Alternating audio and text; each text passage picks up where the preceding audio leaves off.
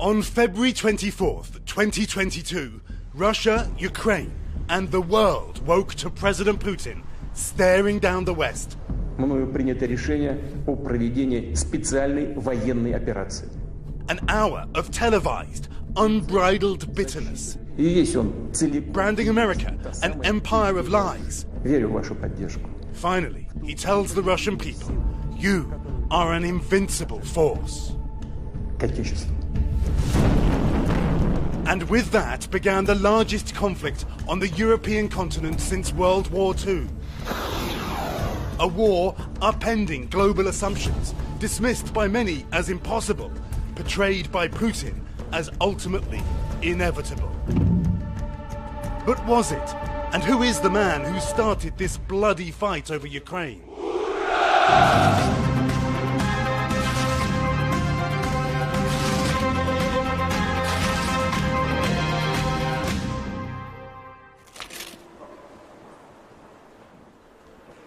Nine months before President Putin launched his invasion, I asked him directly about his leadership and the accusations made about him. Are you a killer? Look, I have heard dozens of such accusations, especially during the period of some grave events, and when it happens, I'm always guided by the interests of the Russian people and the Russian state. We've spoken to those who know President Putin, if he is at all knowable, longtime friends, subordinates, even other presidents. He is described by many as devoid of emotion, yet over many years his fury towards the West and obsession with NATO reached boiling point. Dmitry Peskov is President Putin's spokesman. The man critics call the Kremlin's propagandist agreed to talk about his experience with Russia's leader. You've known President Putin for 20 years? More. Can you describe the difference between the president that you met and the president that you now work with? Well, you have to understand that President Putin has been doing his job for 22 years already. And he knows the outside and inside part of the relationship with the West, of his country. And he knows to what extent West was ready and is ready to take into account Russia's concerns and Russia's problems. And he understands perfectly well that this extent is zero. West is not willing to take into account Russia's concerns. He didn't think that. And that's why he is angry. And that's why he's determined. And when he was re-elected in 2012, some even thought they saw tears. Vladimir Putin is now officially back in the driver's seat. He told reporters that the tear they saw running down his cheek at last night's victory celebration wasn't emotion at all, but just a gust of wind. Спасибо. The image he cultivated was that of a Russian strongman. His Kremlin team ensuring he was seen riding a horse, bare-chested fishing, shooting, posing with a tiger, an action man, sports enthusiast. Hockey is one of his favorites. His charisma is based on what Russian people likes, decisive decision-making. So he knows and he takes responsibility for his decision. This makes him a leader. Ability to make decisions and to be responsible for implementation of this decision. Now in his 70s, his closest aides say he has not slowed down. So he's a man of around-the-clock work. He's a workaholic. He continues. He's a sportsman, and he's continuing his style. Putin has been obsessed with judo from childhood. Much has been written of Putin adopting its lessons to overpower political enemies. But this same supposed strongman spent years anxious not to catch the coronavirus, isolating himself from even his closest advisors. These and many more contradictions reveal an important truth about Russia's leader. His deeply complex character.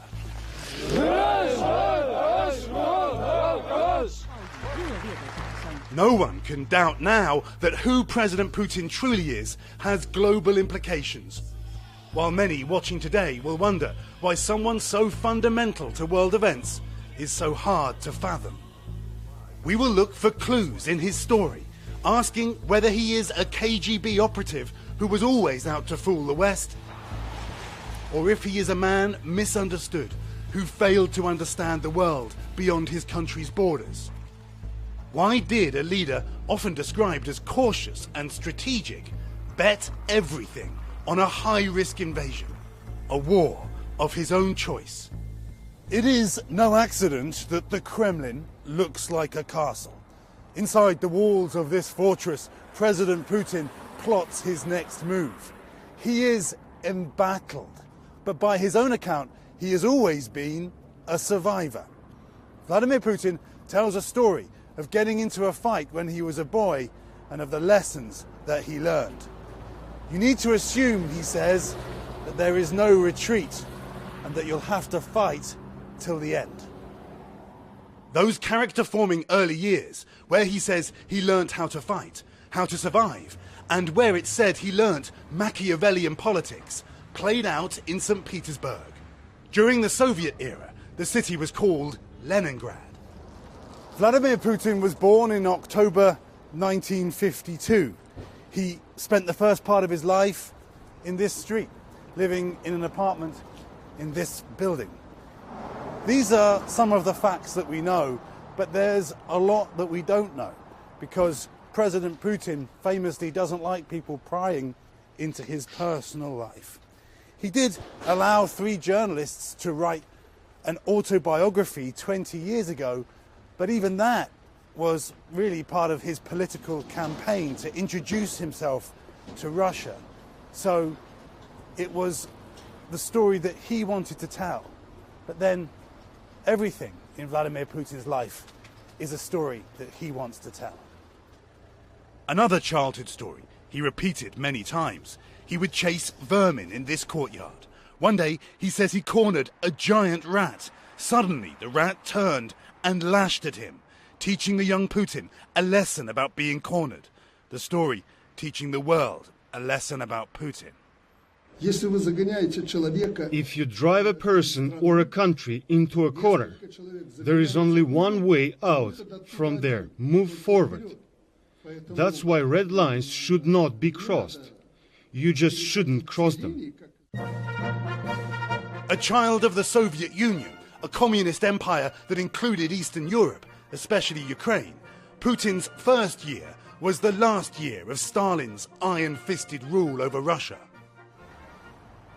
This was his elementary school and middle school.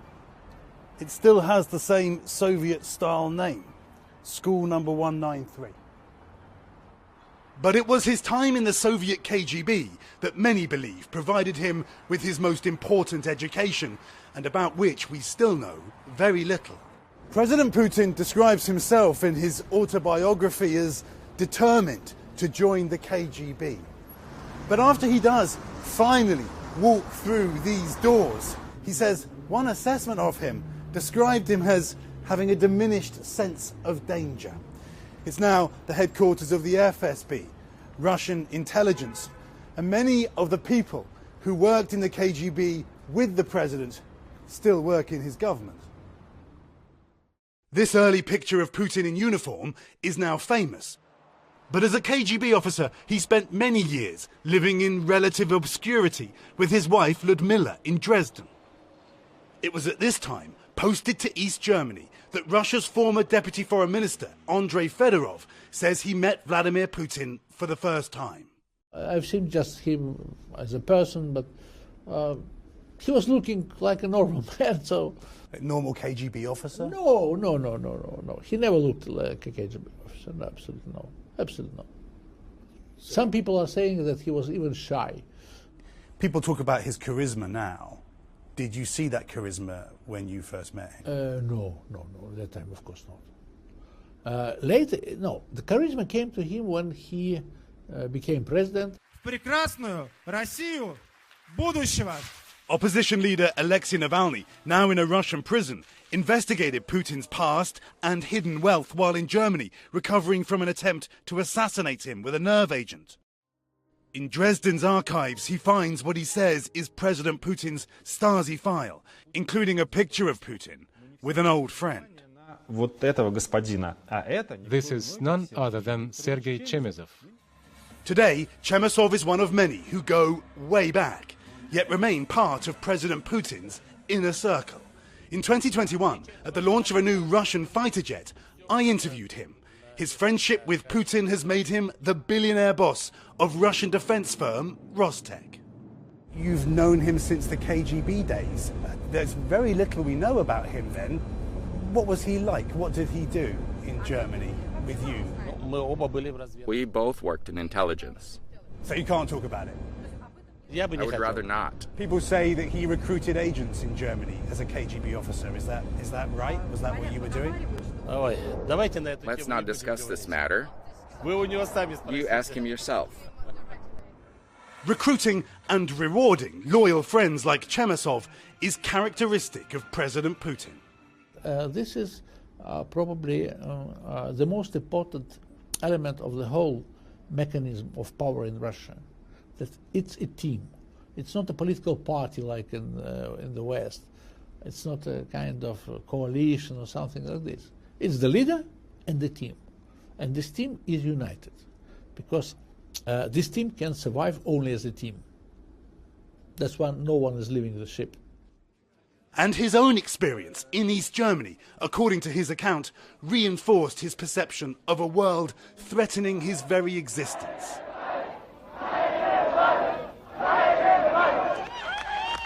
While Putin was a KGB officer in East Germany, the Soviet Union collapsed. At one point, he says, he was confronted by an angry crowd. The threat of revolution, the fragility of rulers, it would shape President Putin's outlook forever. Anyone who doesn't regret the passing of the Soviet Union doesn't have a heart, President Putin would later say. Anyone who wants it restored has no brain. Coming up, how President Putin became disillusioned with America. Or did he always plan to turn on the West?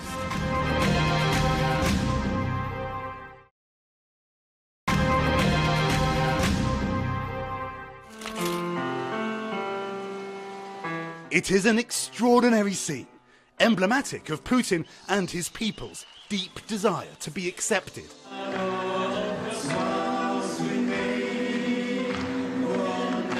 Just over a decade ago, the Russian president singing the popular American ballad Blueberry Hill to Hollywood celebrities. Sharon Stone, Kurt Russell, Goldie Hawn, all at the children's charity event. President Putin seemed to relish in the question, who is the Russian leader? Friend or foe? A man with many aspects to his image. When he rose to the presidency, Russia was indisputably far weaker than America and the West. Boris Yeltsin had presided over a painful decade, at times even appearing drunk in public. Then, in 1999, as the public tuned in to the Kremlin's traditional New Year address, President Boris Yeltsin, modern Russia's first elected leader, stunned the world. I have made a decision. I have contemplated this long and hard. Today, on the last day of the outgoing century, I am resigning. And this was the moment the world was introduced to President Putin. Dear friends, today on New Year's Eve, I, like many of you, was going to listen to the address of the Russian President Boris Yeltsin.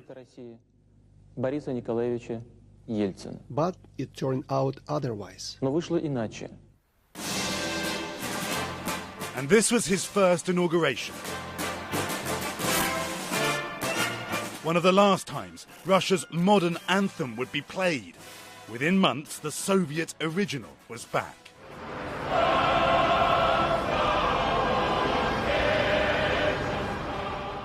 But he also embraced the West, personally close to President Bush. He was the first world leader to call the White House after 9/11. He supported America's invasion of Afghanistan, and while he questioned the invasion of Iraq, when his friend, British Prime Minister Tony Blair, afforded him a state visit to meet the Queen, he addressed her in Buckingham Palace in English. I would like to express to Her Majesty the Queen and the people of the United Kingdom our sincere condolences with the loss of the British soldiers in Iraq. Later, Putin said he felt uncomfortable, and he looked it. By coming here, you give Prince Philip and me a chance to repay the generous hospitality given to us on my state visit to Russia in 1994. Did the street fighter from St. Petersburg feel out of place? Or was he already beginning to distance himself from international democratic ideals? His anger with the West had first burst into the open earlier in 2007. Stern-faced, the Russian leader lectured a group of world leaders at a security conference in Munich. He railed against America's global dominance. It is a world in which there is one master, one sovereign. His Kremlin spokesman, Dmitry Peskov, says it was a pivot point. If you're trying to reread this speech, you will see that lots of things that he was warning about, they are now out there in the European continent. Yet even during this confrontation, Putin continued claiming Russia wanted cooperation. In the years ahead, he would oscillate between reaching out to the West and retreating into nationalism. A few weeks after the 2014 Sochi Olympics, Putin would annex Crimea. The Sochi Olympics and the Ukraine 2014 events happened within weeks of each other. Yes, unfortunately. What was President Putin's feeling at that time? He's on the We're one very hand, sorry about that. We're very sorry about that. Putin was on a road that would lead to utter isolation from the West. A year later, Putin allowed the cameras into his home to film him with Dmitry Medvedev, again serving as his prime minister. Bizarrely, the two men are lifting weights. Putin's love for the political publicity stunt undiminished. There are multiple messages here. Among them, I am as strong as ever, and my circle of supporters is solid. So solid that for 4 years, from 2008 to 2012, Putin felt confident enough to stand aside while Medvedev became president. Those in Putin's gang, his political entourage, have hardly changed since the 1990s. Here is Putin on an excursion to the wilds of Siberia with his defense minister, Sergei Shoigu. The two men famously vacation together. Sergei Evgenievich. Those close to him can still be humiliated by him. Говорите прямо. This is intelligence chief Sergei Narishkin, a long-time colleague, visibly shaking as he is dressed down in public by Putin. He dared to express caution about invading Ukraine. But those who truly opposed Putin, like famously oligarch Mikhail Khodorkovsky, have been thrown in jail.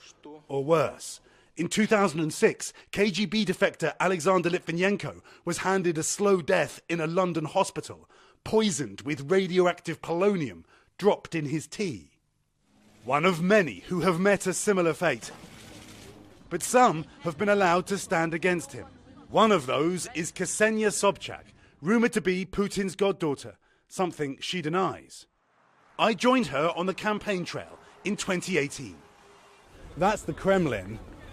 What do you think when you look at this? Because when you stand here, because this is what you are bidding to be the leader of. Well, my dream is to see this Kremlin wall opened for all the people. I want my government to be transparent. I want to open those doors so people can go inside.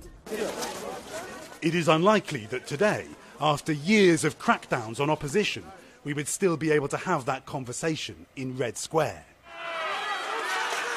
Because since those early elections, President Putin has grown increasingly anxious about his own people's views.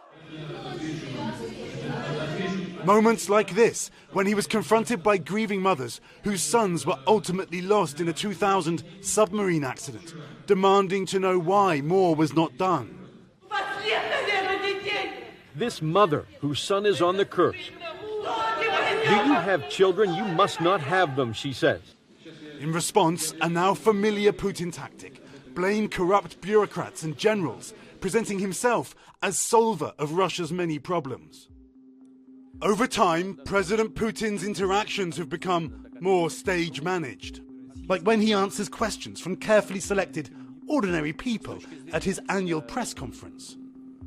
But it was back in 2012, as Vladimir Putin returned to the presidency, that his leadership of Russia looked under threat like never before or since. Street protests erupted. Russia's police responded with violence. What was the atmosphere like in the Kremlin at that time? Was there deep concern, tension? Well, there was a tension, a certain tension, of course. It was also an element of an influence coming from outside in that story. Don't forget about that. There was quite a sensible amount of money spent from the outside. President Putin believed that the outside world was trying to influence. It's not a matter of Russian believing or politics. there was not a believing or not believing. It's not an issue of believing. It's an issue of knowing or not knowing. We know a lot about that interference in our domestic affairs. The Kremlin's conspiracy theory that America, and at that time Secretary of State Hillary Clinton, were influencing Russian protests would be amplified when an election in Ukraine, bringing President Putin's favoured leader to power, was followed by an uprising there in 2014. A colour revolution. Putin saw it as a direct threat. The Kremlin's conviction that the US was interfering in Russian affairs answered in 2016, when Russia attempted to influence the 2016 presidential election. An allegation that stained a presidency. Presidents Putin and Donald Trump meeting in person at least 5 times, every time amid a political storm. We have not been getting along very well for the last number of years. I've been here not too long. It marked, perhaps, President Putin's zenith on the world stage, a Russian leader with the upper hand over even America's president, reaffirming his perception that American power was in decline, emboldening him. President Putin seemed dominant both diplomatically and in war. Allahu Akbar. He had intervened in Syria to support President Assad, a kinetic demonstration of his view after Afghanistan, Iraq and Libya that overthrowing leaders, even dictators, only led to chaos. Today, the president of Belarus, known as Europe's last dictator, counts Putin as his closest ally. As I once said, no one has a closer relationship than the president of Belarus and the president of Russia. In 2020, Putin sent help when mass demonstrations threatened Lukashenko's regime. In turn, Lukashenko would support him when President Putin launched his most brazen military intervention so far. President Vladimir Putin is a keen student of history. He has interwoven his personal history with the history of Russia. And right outside the Kremlin is this giant statue of another Vladimir, Vladimir the Great, Grand Prince of Kiev. 1,000 years ago, ruling this region from Kiev, this Vladimir introduced Christianity to this place. President Vladimir Putin uses history and religion to explain his opinions and to justify his actions. This Vladimir was only unveiled in 2016. Anyone who says President Putin's actions could never have been predicted, that he is unpredictable, that we couldn't have seen it coming, wasn't paying attention. This is President Putin today. In some respects, he's the man he's always been. But President Putin is also very different from the once visibly meek and modest man of more than 2 decades ago. He has been changed by the office, his sense of self now completely fused with the state. Every year, President Putin holds a picture of his late father, who fought in the Second World War, and walks with the families of Russian veterans. A simple act of symbolism with many messages: patriotism, pride, but also an unceasing interest in making his own image, presenting himself as a man of the people, the Russian people, inheritors of a great civilization, a worldview that sees Ukrainians as indistinguishable from Russians. Once a Soviet KGB officer, he now crosses himself regularly in public and spends time with the patriarch of the Russian Orthodox Church. Those who know him say he now believes he is doing God's work.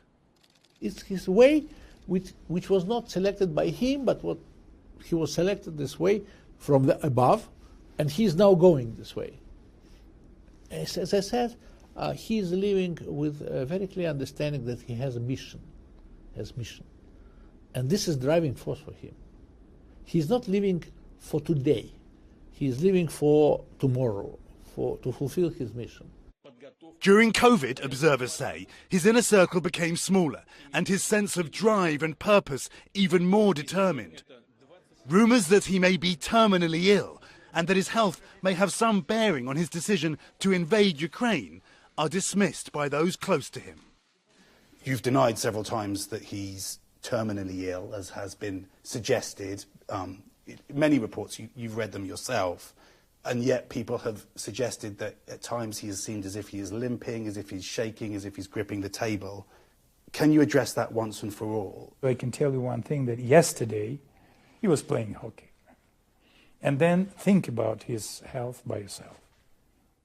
Ukraine faces a Russian leader who, in his 8th decade, is apparently prepared to take more risks and is completely sure of his own beliefs. His war on Ukraine, a shock of historic proportions, rallied many Russians behind him. Though, of course, not to show loyalty has become increasingly dangerous. Putin is a man who is used to winning and convinced he can outwit or outlast any opponent. He's been underestimated many times, but in Ukraine, he may have finally overestimated his leadership.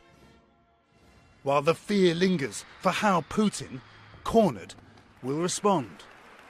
He understands maybe now much better than before that time is running out. And from this point of view, I think that in the coming year or two, he should make crucial decisions, very important decisions for the country and for the whole post-Soviet space. It's absolutely necessary.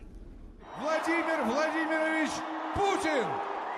Anyone looking for a sign that his rule might be drawing to a close would not find any clues at a massive pro-war rally in Moscow just days before the 12-month anniversary. The president and his people appearing united.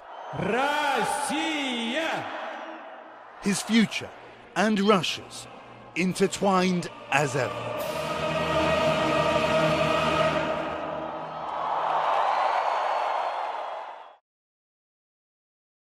Thanks for watching our YouTube channel. Follow today's top stories and breaking news by downloading the NBC News app.